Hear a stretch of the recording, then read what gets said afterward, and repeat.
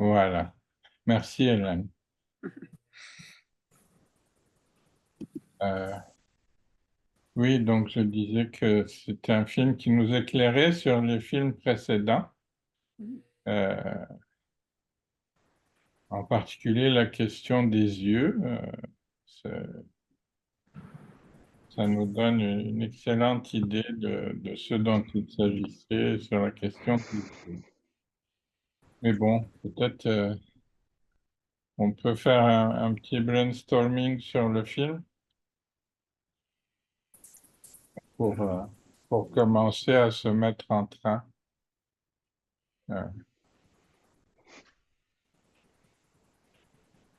Moi, quand j'ai vu ce film pendant la pandémie, me fait aussitôt penser à toi et à ce séminaire à cause de la problématique de la peau.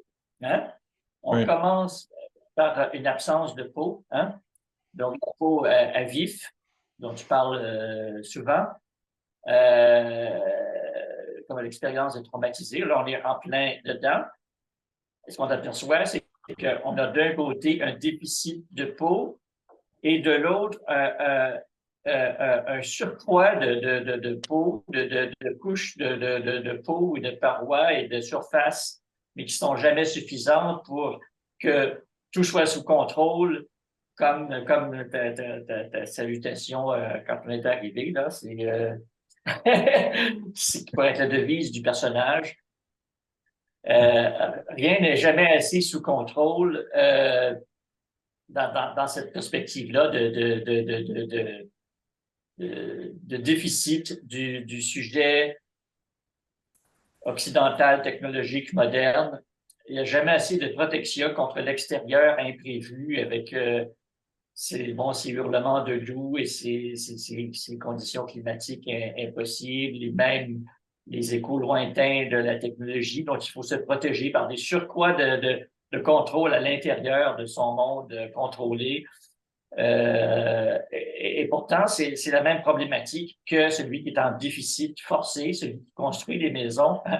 Un habite des maisons, prend même des conseils sur la réparation des maisons du type qui bâtissait des maisons, hein, qui mettait des couches entre les gens et leur expérience brute, et qui maintenant est en déficit permanent. Et dans les deux, ils ont des problèmes d'infiltration, c'est le suintement, etc., de liquides qui sortent du brûlé et qui entrent dans la vie du médecin.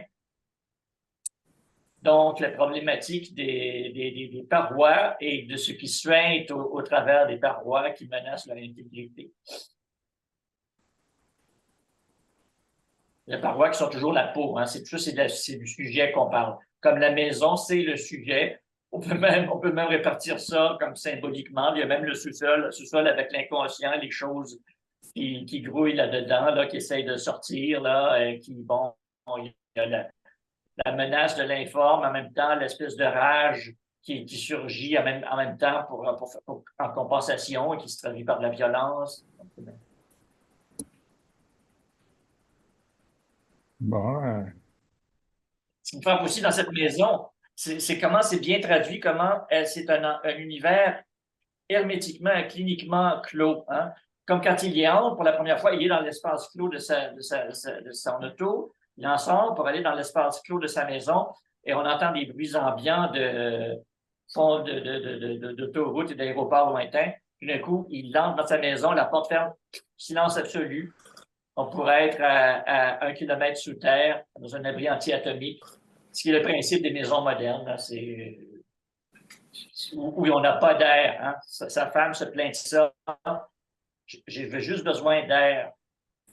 Et bon, on peut ressentir ça dans le moindre bungalow aussi, là, comme celui de mes parents, où moi aussi je suffoque, je ne peux pas tenir 36 heures, parce que c'est la même mentalité. Là. Tout ça, je connais d'expérience, c'est une question de degré. Oui.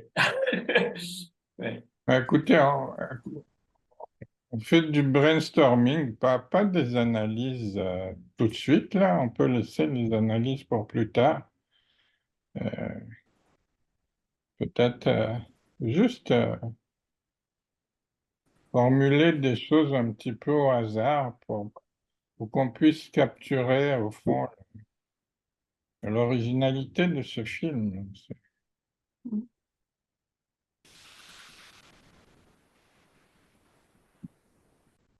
Je peux peut-être y aller. Oui, c'est la Euh, plus courageuse d'entre nous, je trouve. Oui. Oui, vas-y. C'est toujours toi, Maryse. oui, mais en même temps, je veux pas prendre la place de personne, hein, fait que... Euh, il y avait plusieurs contrastes qui m'apparaissaient intéressants. Il y avait le contraste intérieur-extérieur, comme nommait Christian.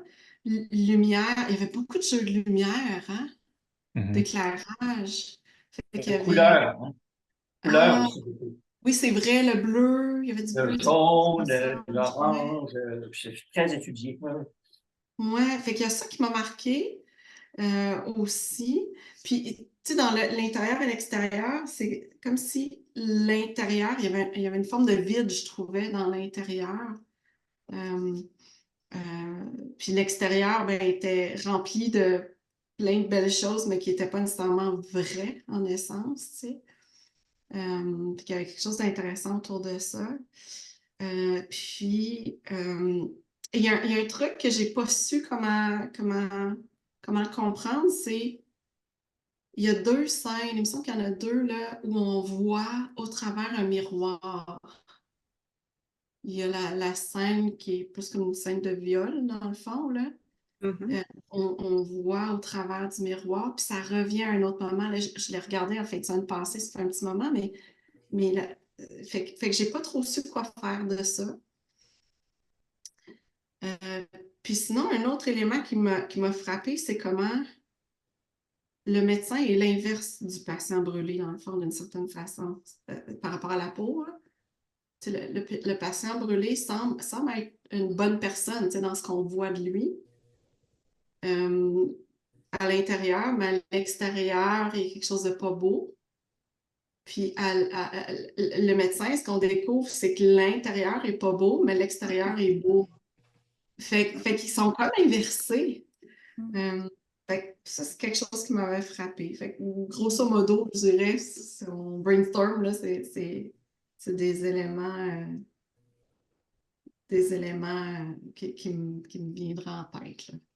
Mhm. Le monstre n'est pas celui qu'on croit ou qu'on voit. Non, Mm. vraiment pas. Il y a un autre truc, moi, j'ai remarqué, c'est que l'adolescent, et sa porte de sa chambre est ouverte. Les ados, d'habitude, là, quand ils sont dans leur chambre, là, c'est comme leur porte est fermée, hein. Elle est ouverte même quand il est couché la nuit, sa porte est ouverte.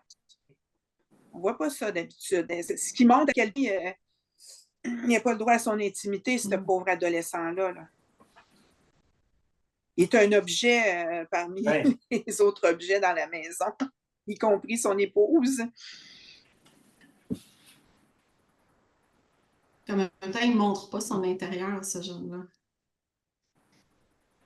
Ben, il a essayé, hein, avec un vêtement qu'il a dissimulé, d'ailleurs parce qu'il savait que son papa ne serait pas d'accord. C'est particulier comment il réagit pour y faire la leçon aussi, hein? Mhm. Ouais, par le geste plutôt que par la parole. Mm. Mais ce que j'ai cru comprendre, c'est que c'était un jeune qui était à Brébeuf, hein, puisqu'il apprenait le latin.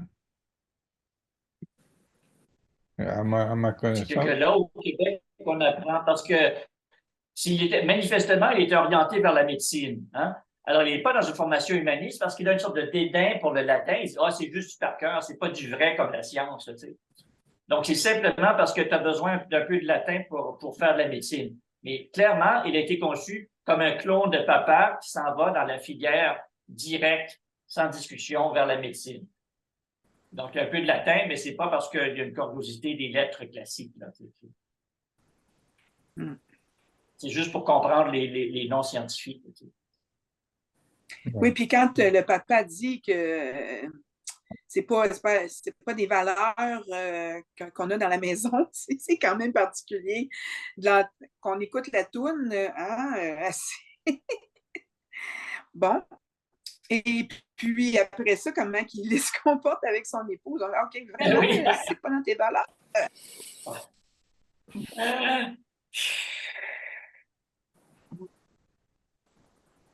Ouais. Oui, mais Marie, c'est vrai, c'est lui le monstre, hein? Ouais, l'apparence est soignée, les paroles, ça va, mais ouais, mais c'est juste l'apparence.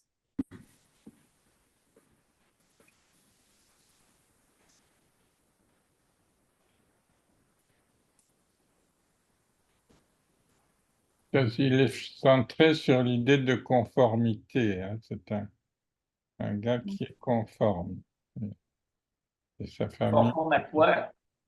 Il conforme à son propre idéal, tu sais, mais c'est plus l'idée de perfectionner son image de soi et son image publique. Hein. La première chose, il n'est même pas intéressé à la question de justice entre lui et M. Turcotte. C'est simplement les questions d'image via les médias pour la campagne de sa fondation humanitaire, prestigieuse, etc., là, philanthropique, là, bon, le bien le plus objectif, le plus universellement reconnu, là, bon, pour que, puis le risque que ce soit sali par les médias. Donc, il veut tout payer, il est prêt à tout payer, mais ce ne serait pas rien là, de payer M. Turcotte là, et son avocat. Hein, on se demande, enfin, mais c'est ça. C'est la perfection de l'image, en fait. Hein? C'est pas tant que la société lui dicte des choses. Non, c'est lui qui s'impose ça. La société est beaucoup plus libre que lui. Il y a une conformité dans l'image. Moi, je trouve, je suis d'accord avec Karine dans ce sens-là, dans le sens de la maison, la famille, l'enfant, il manque juste le chien, il y a la réussite, la profession de médecin. Là, il y a quelque chose qui est très conforme à l'image de beau et de réussite, d'une certaine façon. C'est un peu comme ça que je le comprenais, en tout cas, ce que Karim t'a amené là. Je sais pas si Ah, c'est ben, comme c'est ça. certain, mais on voit les autres aussi, ses invités aussi sont conformistes, mais aussi sont humains. Hein? Il y a du jeu, il y a une certaine spontanéité. Il s'en fiche de que le vin soit un peu bouchonné ou non. C'est lui qui a son obsession de la perfection. C'est son idéal à lui qui structure tout ça. Mm.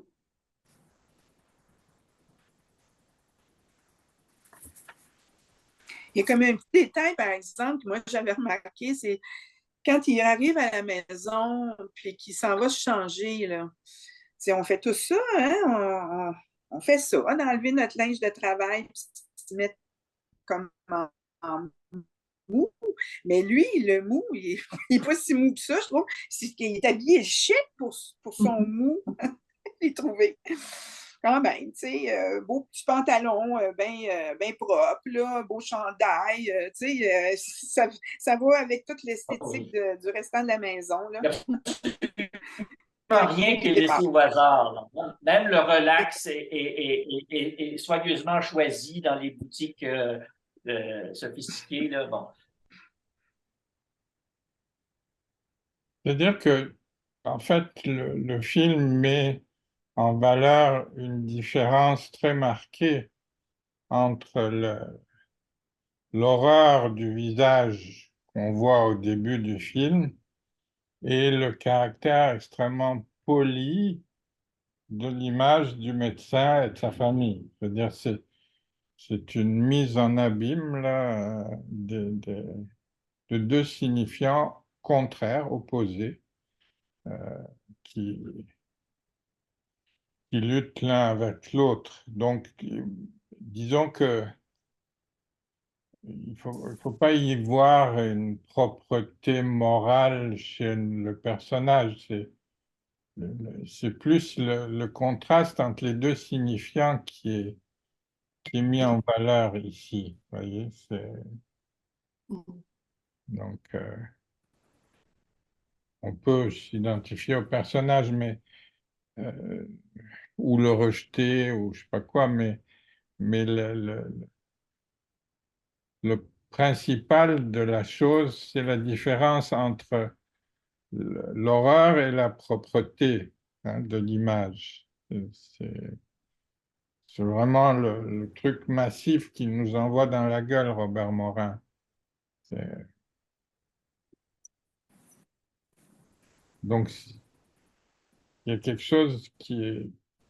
Ben, en quelque chose, c'est qu'on a choisi Robert Morin et que je pense que on l'a mis dans le syllabus, c'est qu'il dit quelque part qu'il s'intéresse qu'aux monstres. Ouais. Hein? C'est curieux parce qu'il ne fait pas a priori des films de monstres au sens concret. Là. Il aurait pu faire, je sais pas, du cinéma d'horreur, mais c'est pas ça qu'il fait. Il montre surtout des monstres moraux. Et à la fin, il nous il nous montre un monstre physique. D'ailleurs, montrer et monstre, c'est le même mot. Hein? C'est ce qu'on montre. Un monstre, c'est ce qu'on montre du doigt. Hein? Et puis, c'est le problème du monsieur monstre. Hein? C'est que les partout pointés du doigt. Oui, C'est ça qui fait un monstre. Donc, en fait, oui, ça nous fait oui. focuser sur c'est quoi la définition stricte étymologique d'un monstre. C'est ça le problème de Morin. Et là, on a les éléments là, qui nous sont montrés hein, ou qui sont suggérés. Le monstre lui-même dit ce qui en fait un monstre, c'est que tout le monde le regarde comme un point. Celui qui passe inaperçu, là, qui est comme caché en plein, à vue de tout le monde, sous les yeux du public, une image parfaite, ben, c'est lui dont on nous montre on nous montre ce que cache l'absence de monstruosité, qui est encore plus monstrueux que le monstre. C'est intéressant.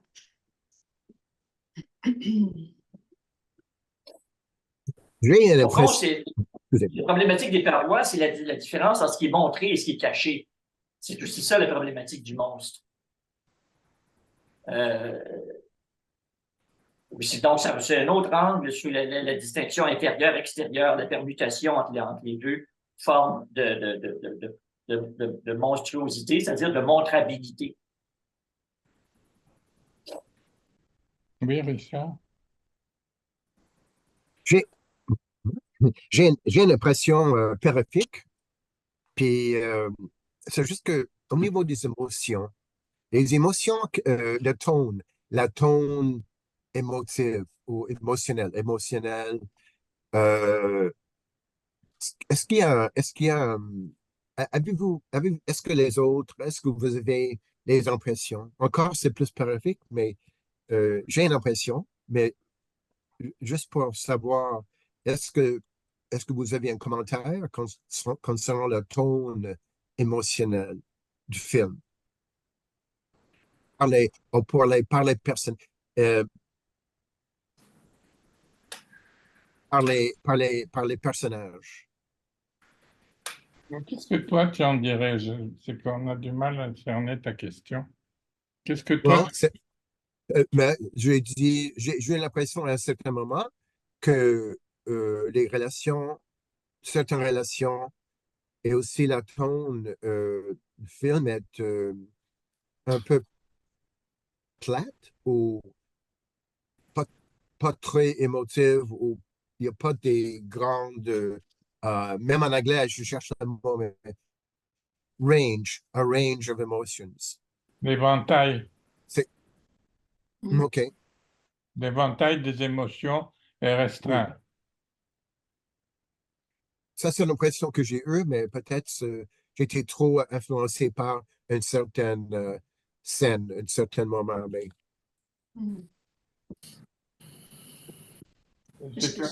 Oui, vas-y, Marie. Allez-y, Karim. Non, non, écoute, je dirai après.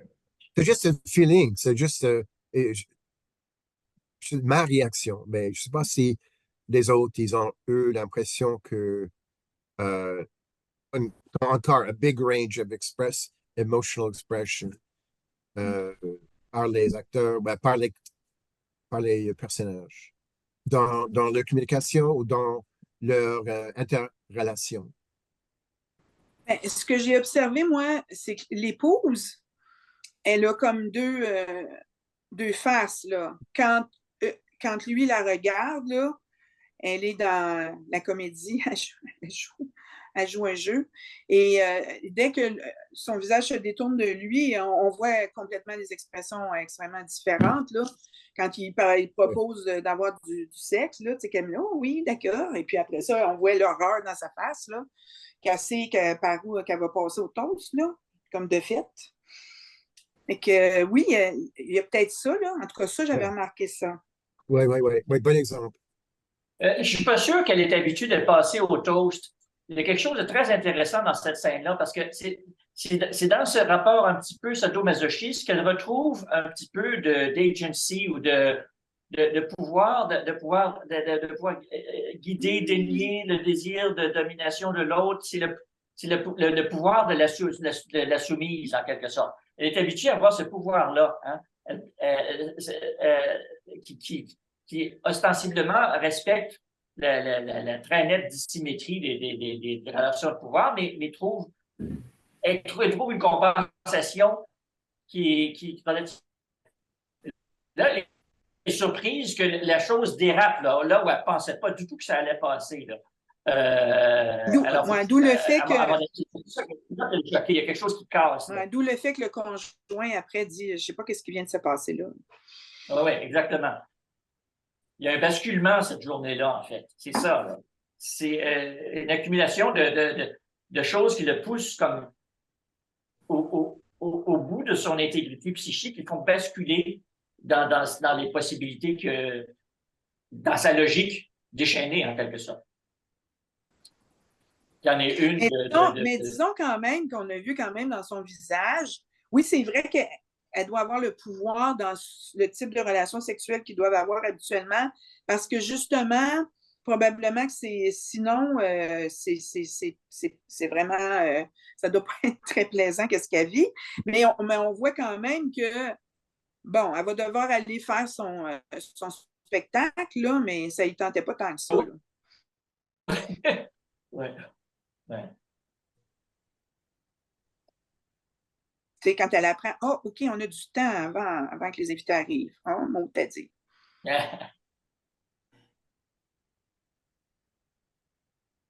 C'est déstabilisant, cette scène-là. Bon. Oui, pour nous, les filles, hein, c'est comme un peu tough à regarder. Bizarre. Ils sont bons acteurs, hein, en passant, là, vraiment des bons acteurs. Ouais. Il y a beaucoup de dégoût. Tu sais, tu parlais, Richard, tantôt des émotions dans le film. Moi, j'ai été marquée à quel point il y avait de l'émotion du dégoût, en fait, qui revenait. Intéressant, oui. Ou de jugement, de goût, même aussi de jugement. Oui, jugement dans le sens. Jugement de valeur, jugement des autres. Un ami, un neuropsychologue de Célestin Côte-des-Neiges, qui est un ami 25 ans. J'ai dit une fois que moi, quand j'étais jeune, mes parents, ils ont romantisé les Canadiens français. Ils sont toujours heureux, ils jouent l'accordéon et ils dansent 24/7. Ils sont très. Puis j'ai dit ça à mon ami. Il m'a dit c'est parce que tu ne connais pas.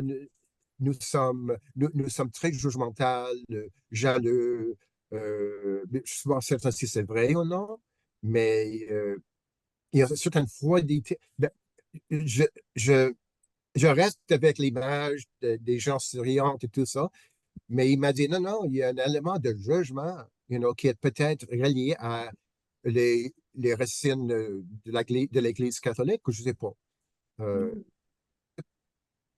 Ça, c'est culturel.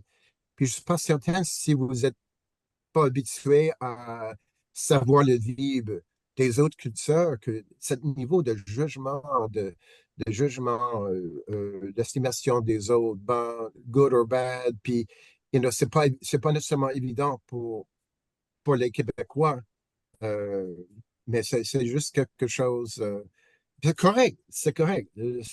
Québec, c'est magnifique, mais c'est juste ce côté de, wow, ils sont un peu tough.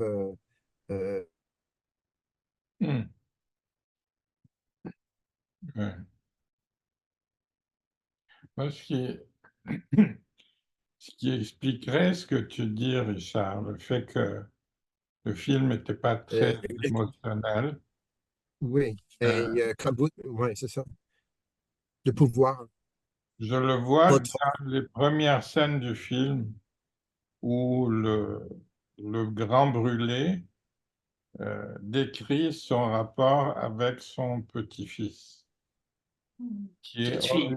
horrifié, sa petite fille, qui est horrifiée par ce qu'elle voit, et, et lui est obligé de se retirer malgré toute la peine qu'il a. Euh, il est isolé dans sa laideur. Il est isolé affectivement dans sa laideur, c'est-à-dire que il n'est plus un être humain normal parce que il est trop laid, hein. Bon, jusque-là, ça va. Euh, ok, on peut penser, je sais pas, au bossu de Notre-Dame ou le bossu qui est très laid par rapport à Esmeralda qui est très belle, ou bien on peut penser à Elephant Man qui est, qui décrit la peine, euh, la peine de ce bonhomme qui est difforme.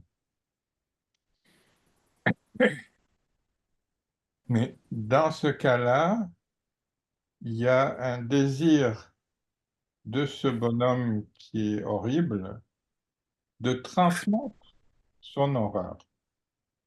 Et c'est ça qui me paraît la caractéristique principale, la spécificité, si vous voulez, de ce film. C'est que il ne s'agit pas simplement de constater l'horreur et d'être bienveillant envers cette horreur. Non, il faut aussi transmettre cette horreur. Et l'intention du patient face à son médecin, ça a été de lui dire, ben, tu vas te défigurer comme moi je l'ai été. Et Je vais t'aider à te mettre dans ma peau, en quelque sorte. Hein?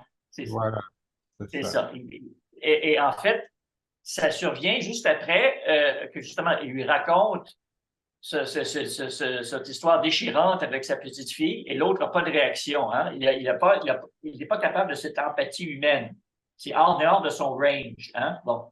Alors, lui, il veut l'aider à le mettre dans sa peau pour qu'il comprenne ce que vivent ses parents. Donc, une sorte d'échange qui est mis en scène. Là. Bon, lui fait ça sous forme de menace en l'envoyant dans les couleurs de l'hôpital déguisé en homme invisible, là, tout en momie.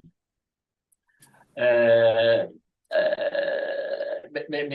en fait, c'est une sorte d'effet domino où, parce qu'il l'a déstabilisé, il est toujours confronté de plus en plus à son incapacité à se mettre dans la peau des autres. Il est de plus en plus isolé, de plus en plus paranoïaque, le médecin, jusqu'à ce qu'il tue sa famille. Quoi. Bon. Et parce que ce qui manquait, ce qu'on constate qui manque, là, c'est justement quand le monsieur parle de sa petite fille, là, il y a une sorte d'humanité première à laquelle le médecin est étranger parce qu'il ne sait pas ce que c'est une famille, en fait, le médecin. Hein? Et à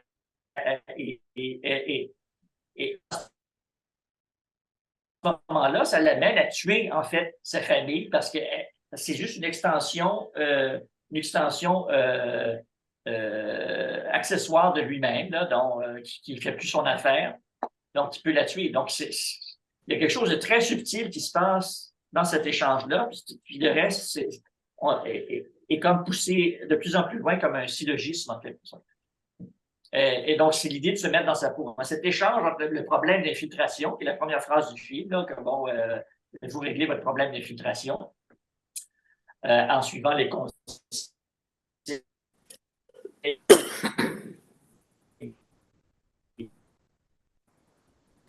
de M. Turcotte. Hein? Et la recette de M. On se retrouve dans le sous-sol où la recette de M. Turcotte, en fait, ça lui explose en pleine face. Et là, l'intérieur et l'extérieur sont complètement bousculés. Là, son monde s'effondre et il ne peut plus avoir cette espèce de distance. Là. Il est plongé dans le monstrueux, dont il a le plus peur, ce qui lui déchaîne le monstre meurtrier en soi, en lui-même. Donc, il y a une sorte d'échange des positions là.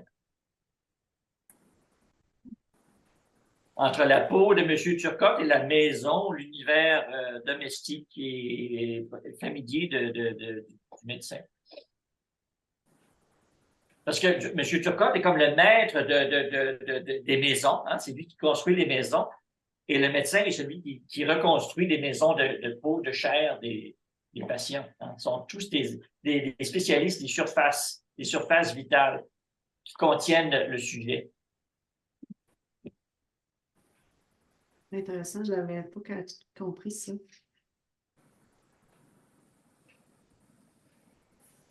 Le parallèle aussi entre l'état du médecin qui se dégrade tout le long du film et la fissure, l'état du sous-sol qui se dégrade aussi dans la maison. Ouais. Je ne sais pas comment on appellerait ça. Ce qui est frappant aussi, c'est comment il aborde la réparation. Il met des couches supplémentaires de peau. Là. Il y a du plastique, il se met un hazmat, il se met des lunemasques. Il se transforme aussi en momie lui-même. Hein? Mais pour gérer sa blessure, la plaie ouverte et suintante dans sa peau, qui est sa maison. Son monster home. Ça me vient, là. Ces maisons, comme il habite, là, la Pierrefonds, là, on appelle ça des monster homes. C'est vrai qu'on appelle ça un monster home, sinon un monstre. Puis il est typiquement du genre, là, tu sais, immense sur un tout petit terrain, hein? Pas grand terrain autour, là. Mais c'est comme ça fait très disproportionné, là. Au fond, c'est tout ce que nous a dit Robert Morin sur la bourgeoisie libérale, humaniste, philanthrope, officielle, médiatique et tout ça, qui habite des monster homes, qui maîtrisent les institutions, et ils montrent qu'en fait, ce sont des hypocrites et des monstres. C'est toujours la même affaire. Bon, alors, M. Turcotte, c'est le bonhomme bien ordinaire là, qui est un peu le perdant dans toute cette affaire-là. Là. Mais qui peut prendre sa revanche, il peut tourner la table, hein, comme Reggie, comme tous les autres.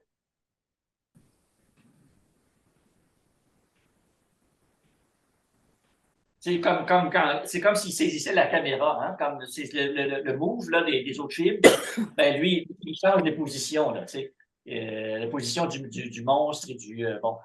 Puis aussi l'affaire, il ne faut pas oublier qu'il y a aussi le même move. Là. Il dit, c'est ça, il emploie même ce move-là. C'est quoi notre prochain move? Hein? C'est intéressant parce que c'est lui qui va faire le move.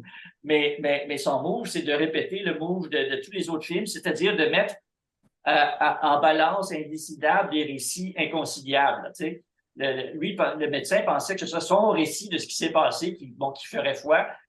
Puis là, s'aperçoit que le monsieur Turcotte a raconté quelque chose de complètement différent, où c'est lui qui a le mauvais rôle. Il ne sait pas comment gérer ça. Il ne veut pas se battre pour départager ces deux récits-là.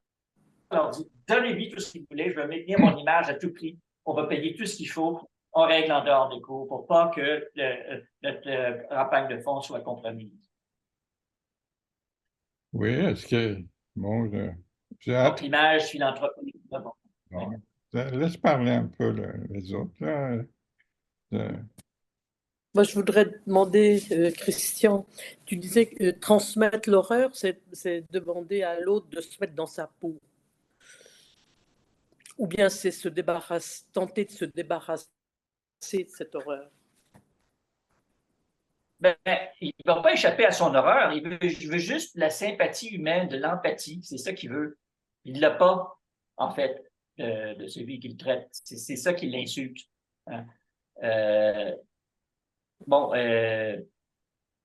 c'est sûr qu'il est insulté du manque de résultats, tout ça, là, mais comment l'autre reste dans sa posture clinique, a fait tout ce qu'il pouvait techniquement, là, puis ça devrait suffire comme explication, tu sais. Alors, il veut le sortir de sa réserve, là, de détaché, de professionnel. Il n'y a rien à reprocher sur le plan professionnel. Il veut juste l'amener sur le plan humain, tu sais, où il y a des plaies ouvertes, là, qui font mal. Puis c'est pas juste de savoir comment on les a traités, tu sais. C'est ça son move.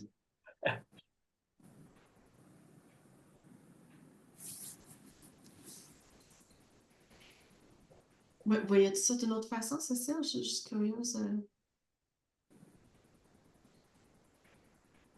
Comment? Pardon? Je me demandais juste, Cécile, est-ce que tu voyais ça d'une autre façon? Est-ce qu'il y avait d'autres choses que... J'ai pas entendu ta question, excuse-moi. J'étais juste curieuse de savoir, est-ce que tu avais vu ça d'un autre angle, toi? Ben non, OK. non. C'est bon. Mais je pense, j'ai pas eu de réponse à ma question, ou bien je l'ai pas formulée pour me faire comprendre, je sais pas. Est-ce que transmettre l'horreur, est-ce que c'est demander à l'autre de l'endosser et donc de se débarrasser de cette horreur, en partie ou pas? Est-ce que l'autre peut endosser une horreur qui lui est, entre guillemets, proposée ou imposée? Je sais pas. C'est pas Imputé. très Oui, clair. il demande beaucoup, en fait. Oui, c'est vrai. C'est pas très clair pour moi, mais bon, c'est pas grave. Je peux y réfléchir. Ben, moi, je pense que le personnage le plus important du film, c'est l'horreur. C'est l'horreur qui est vue, l'horreur qui est transmise, l'horreur qui ne s'explique pas ou qui s'explique. Ou, je veux dire, c'est autour de ça que ça tourne, au fond, cette interrogation. Un gars qui est très poli à l'extérieur, mais qui pourrait lui aussi devenir horrible, hein. On s'attend à la fin du film à ce qu'il trempe sa tête dans le feu, hein. On voit la rangée de feu avec sa tête là qui s'approche. Donc, lui aussi, il va être un grand brûlé au visage. Uh-huh. Oui, C'est oui. vrai, je n'avais Il pas faut pensé. commettre l'irréparable parce qu'on comprend qu'il va tuer sa famille. Et sa maison est en train de prendre en feu aussi, parce qu'on voit la fumée. Hein. Pour moi, c'est ce qui m'a soufflé dans ce film, la fin, tout en suggestion. Tu sais. On s'éloigne tranquillement, puis il y a une fumée noire. Là, on comprend tout. On comprend Puis là, on voit un tout tombe petit en peu, place. Là. on voit un petit peu commencer à voir un peu de jaune dans les fenêtres, là, de Exactement. On feu. voit le feu se répand. Alors, Ouais. c'est comme, oh, bon sang, le feu. Ouais. C'est vrai que ça fait ça. Mais moi, Donc, j'avais pas... en fait, si on comprend que sa maison, c'est son moi, hein, c'est son sujet, sa maison, la peau qui manque à M. Turcotte, c'est la maison, en fait, du médecin. C'est elle qui prend feu à la fin. Donc, effectivement, Karim a raison. Il est grand brûlé. Son visage, son vrai visage, qui est sa maison de Monster Home, son Monster Home, est en train de brûler à la fin. Donc, il rejoint. En fait, M. Turcotte a réussi à faire partager à son médecin ce que lui ressent en pire, là, parce qu'il va se retrouver en prison à vie s'il ne se suicide pas sur le champ. Là.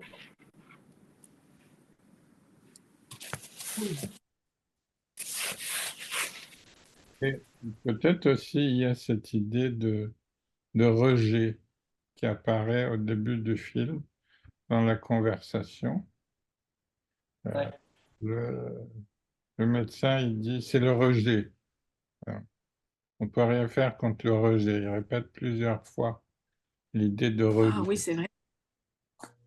Et donc, visiblement, l'horreur est contemporaine du rejet. On ne sait pas trop quel rôle le rejet joue dans l'horreur ou l'horreur joue dans le rejet. Bon, ça nous est présenté comme un phénomène organique dans le cas très localisé somatiquement de M. Turcotte. Mais en fait, ce qui se passe dans la maison, c'est aussi des phénomènes de rejet. Là. Le fils rejette la greffe de son clone, du clone du père. Hein? Il voudrait devenir lui-même, même si c'est en cachette à l'école. Hein? Et le père rajoute une couche de son propre derme sur la plaie exposée de la personnalité autonome du fils qu'il essaie d'effacer à tout prix. Hein? Et sa femme aussi, il y a une sorte de rejet aussi. Elle ne veut pas être seulement son épouse. Elle veut aussi avoir une existence propre. Il y a une sorte de rejet. Hein? Et en fait, le médecin s'avère encore plus un rejet encore plus viscéral du rejet que M. Turcotte. Là. Il y a une sorte de réaction comme physique intense à ces phénomènes de rejet, de ce qu'il impose toujours au support extérieur du sujet qu'il essaie de construire. Parce que c'est d'autres sujets autonomes et donc la greffe ne prend pas. La greffe de son moi sur ces autres sujets qui l'entourent ne prend pas. Et c'est ça qui fait s'écrouler son monde à la fin. Son sujet comme extérieur, qui est sa maison au sens tant d'édifice que de famille.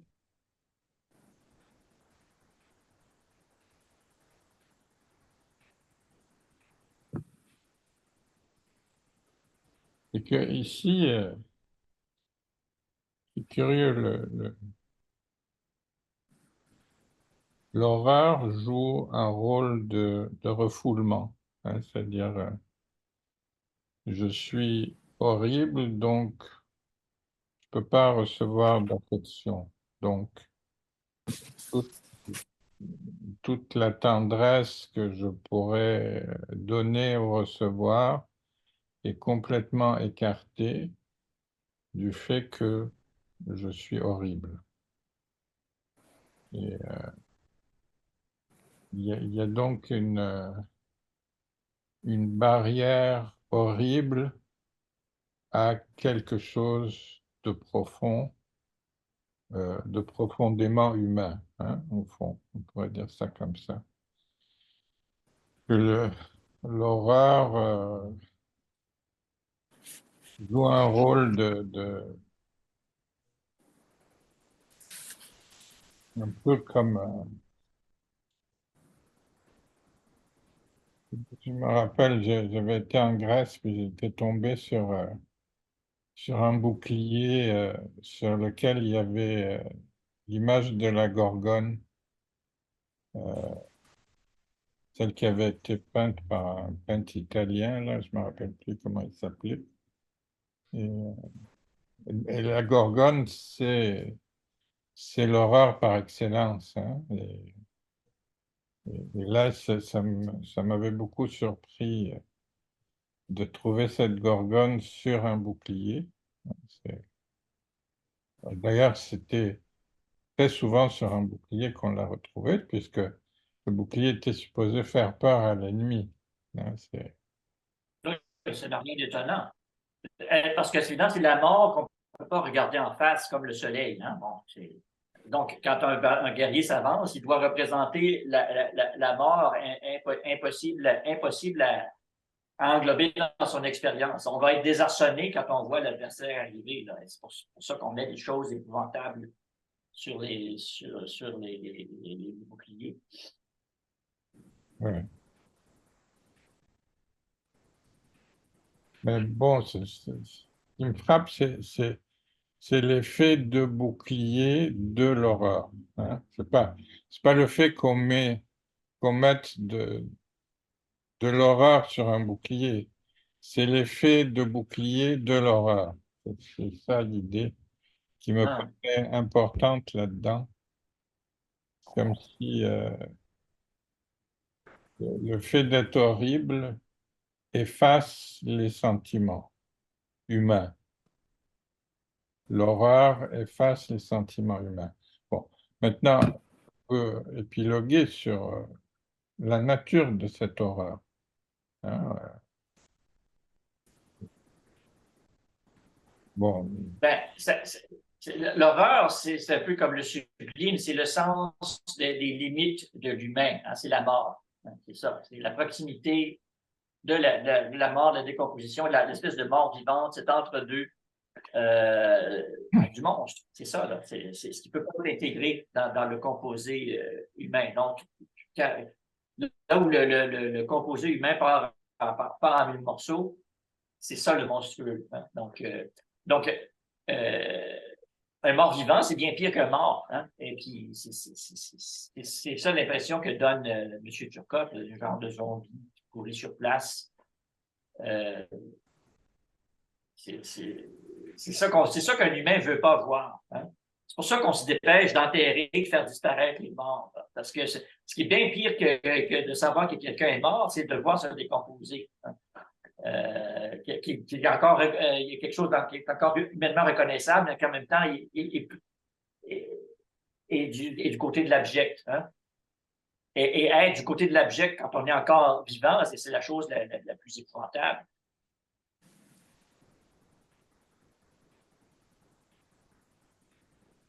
Ouais. Mais peut-être que, bon,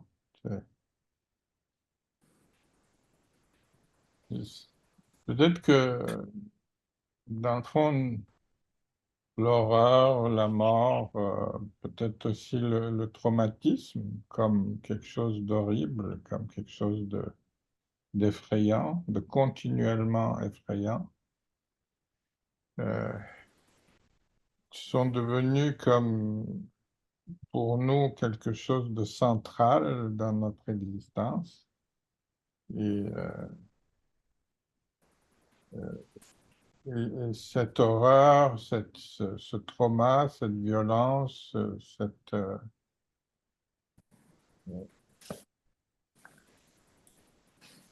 ordonne nos sentiments, c'est-à-dire interdit des sentiments affectueux, interdit des relations humaines et progressivement fait migrer notre vie du côté de l'horreur, du côté du traumatisme. Ou dans la délégation de l'horreur, ou la mise sous contrôle. Et c'est peut-être ça la monstruosité invisible du médecin. Parce que lui, il est dans une posture de réduire l'horreur. Hein. Il la met à distance cliniquement. Hein. Il prend une sorte de distance, comme il n'est pas affecté, là, il approche ça comme une sorte d'ingénieur. Parce qu'au fond, ça l'obsède. Hein. Il veut pas que ça ait une place dans son monde. Il veut plus cet imprévu, des choses qui suintent, qui partent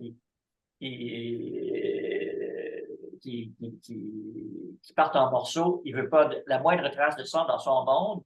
Donc, il va chercher ça en dehors de son monde et il le gère là à distance uniquement pour que ça n'a aucune place chez lui. Hein. Donc, il est aussi obsédé par l'horreur, par la crainte de l'extériorité, de l'impermanence, de tout cette pulvérulence de l'existence. Là, parce que ça l'obsède, il doit le mettre rigoureusement en dehors, mettre le contraire à sa place. Parce qu'il ne peut pas gérer ça à aucun degré. Donc, on a vraiment une sorte de scission entre des opposés. Hein. C'est comme deux mondes qui ne peuvent pas vraiment se toucher, alors que dans la réalité, ils sont justement en interaction. Hein. Ils se fondent l'un dans l'autre. Hein. C'est ça la vie. Hein. C'est toujours un composé de vivants et de morts. Et lui a fait le pari de mettre ça en dehors.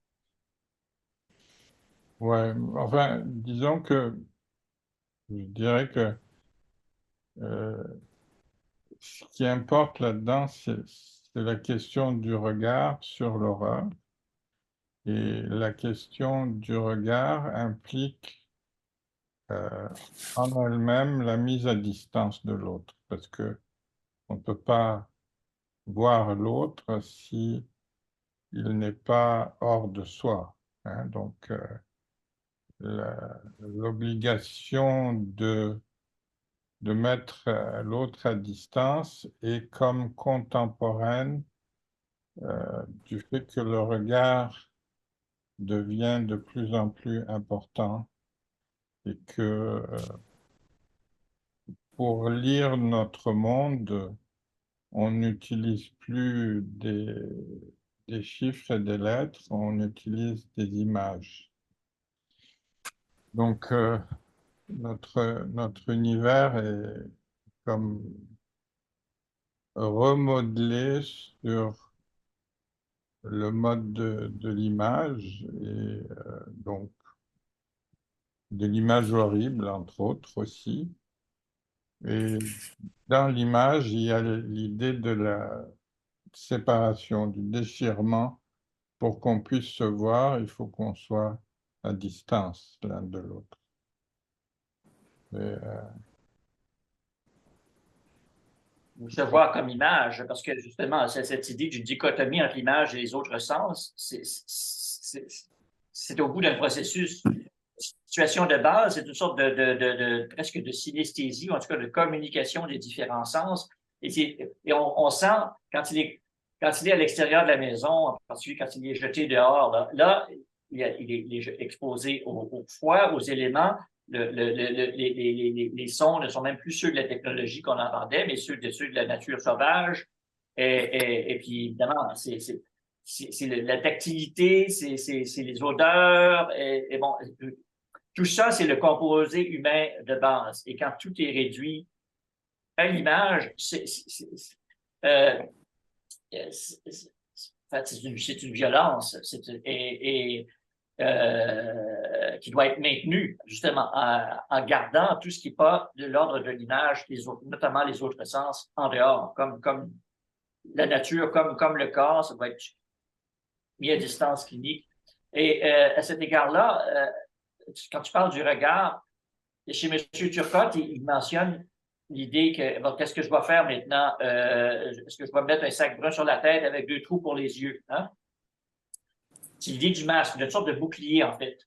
Où il y aurait seulement ses yeux qu'on voit. Ses yeux sont extraordinairement vivants. Hein? On est tendance à être obsédé par son visage, mais en même temps, on voit très bien les yeux extrêmement expressifs de l'acteur. Hein? On est toujours dans cette dichotomie entre la peau monstrueuse et les yeux qui sont vraiment de quelqu'un. Hein? Alors, lui, il voudrait mettre en parenthèse, mettre un bouclier, un sac pour se protéger du regard de l'autre sur sa peau et ne garder que ses yeux qui sont encore pleinement humains. Hein? Donc, ici, l'image qu'il voudrait à ce stade-ci, ce serait d'être invisible, sauf pour ses yeux qui permettent une sorte de communication. Pas juste une sorte de projection sur un écran extérieur, mais il y a de la place pour une sorte d'échange. Pas seulement une mise à distance. Donc, mise à distance de sa propre image monstrueuse pour permettre une communication humaine par les yeux. S'il pouvait avoir ça avec sa petite fille, ça pourrait s'arranger.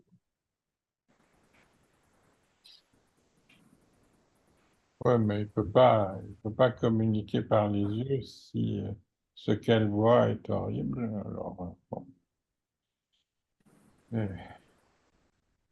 Non, mais je veux dire, si l'horrible est caché et qu'il reste que les yeux, ben on n'est pas distrait par l'horreur. On voit l'humain, alors que l'horreur distrait de l'humanité. D'accord.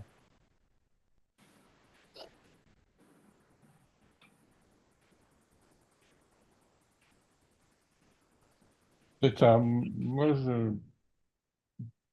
disons que Robert Morin nous a beaucoup orienté dans ses films précédents sur ce mystère qui est le regard.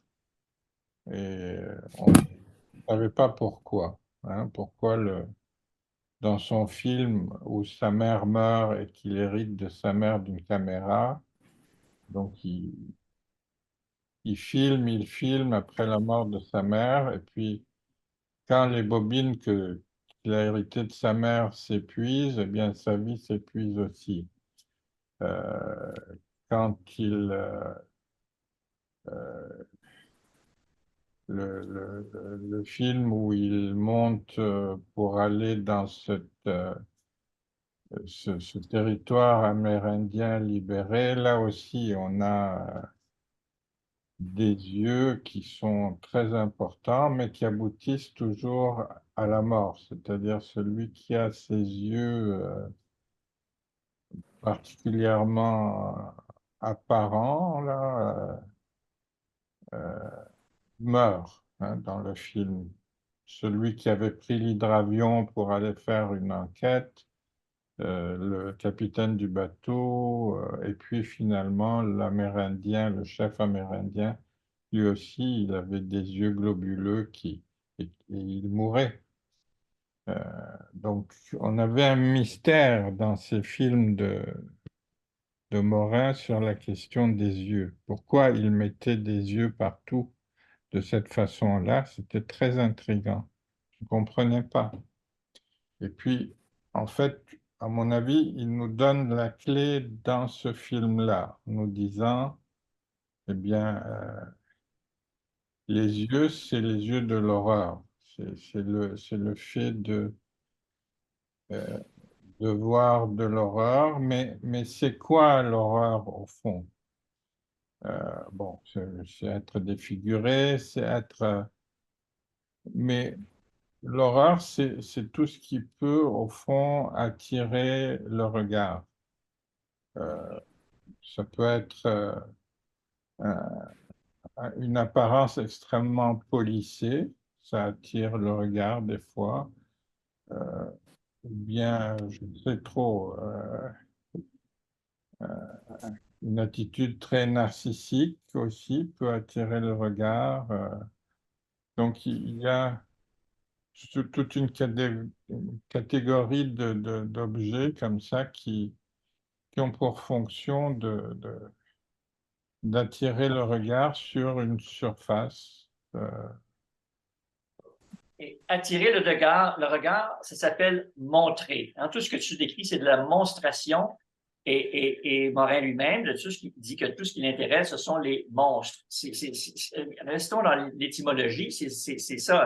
L'horreur, c'est ajouter une couche d'émotion, alors que la logique de ce que tu dis, c'est simplement celle de la monstration et du monstrueux. C'est tout ce qui attire le regard, en fait, a quelque chose de monstrueux. Parfois, c'est du monstrueux plaisant, apparemment, mais du fait même que ça nous captive, c'est quelque chose de menaçant.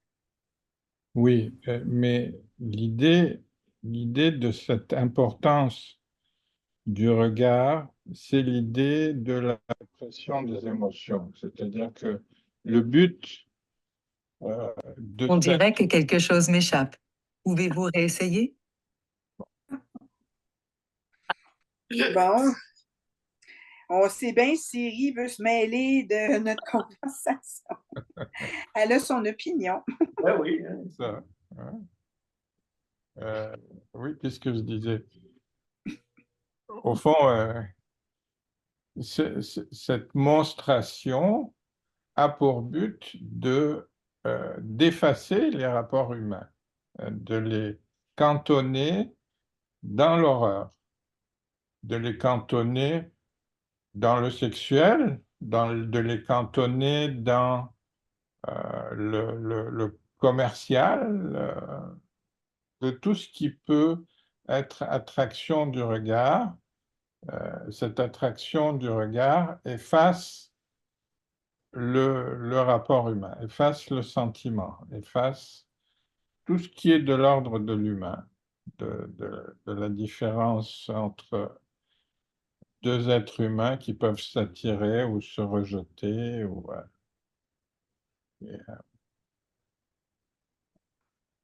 Donc c'est cette fonction répressive qui me paraît importante. Comment, au fond, nous, les psys, nous avons pour travail de lever cette répression de l'horreur ou cette répression du sexuel. Le sexuel joue le même rôle que l'horreur. Il a une attractivité qui efface l'émotion sexuelle, l'émotion humaine. il cantonne l'émotion humaine dans un univers comme ça, mécanique, un peu. euh, donc il y a comme un travail à faire pour, euh, pour comprendre comment déjouer cette chute dans l'horreur ou déjouer cette chute dans le sexuel ou cette chute dans le commercial. Hein, quand, quand je sors de chez moi, je me dis, qu'est-ce que je peux faire? La seule chose que je peux faire, c'est aller dans un magasin acheter quelque chose. Je veux dire, C'est c'est- c'est ridicule que notre vie soit comme ça, occupée par le spectacle commercial, industriel.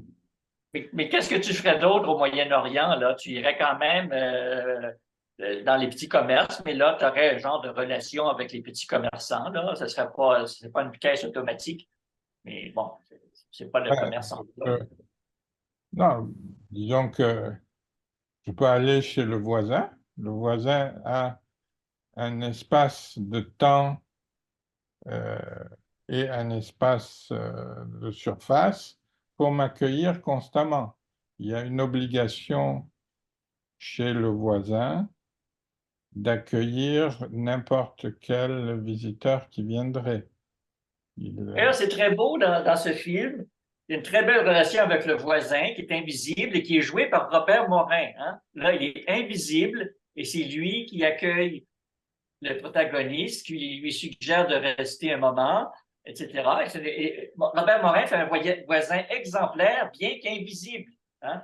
Ah C'est oui. comme si le voisin, dans cette économie-là, l'autre, devait être. Et là, regardez ce qui se passe dans cette maison-là. C'est exactement le stéréotype canadien-français, là, où il y a de la musique de party, puis d'accordéon, puis tout ça. Là. Ils ont une vie sociale, anthropologique normale dans cette maison-là. Tu sais. Et le Robert Morin qui assume ça, hein, s'identifie à ça, vient quand même en aide aux obsessions narcissiques du voisin d'en face. Bon. On a vraiment la confrontation des deux mondes. L'univers anthropologique canadien-français perdu, puis l'univers nord-américain ultra-technicisé du regard objectif, là, où en fait la bourgeoisie québécoise est entrée de plein pied. Voilà. Et c'est aussi en contraste avec l'univers de M. Turcotte, là, qui est encore dans des relations humaines prémodernes. Oui. Et quand même, le voisin, comme par hasard, il possède 3 bouteilles du même vin.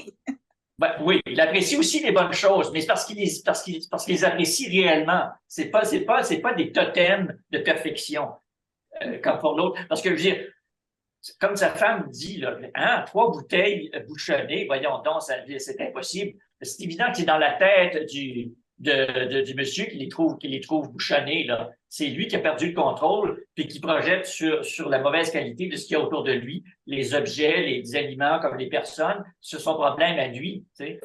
Rien n'est à la hauteur de son attente de perfection, tu sais, d'un coup.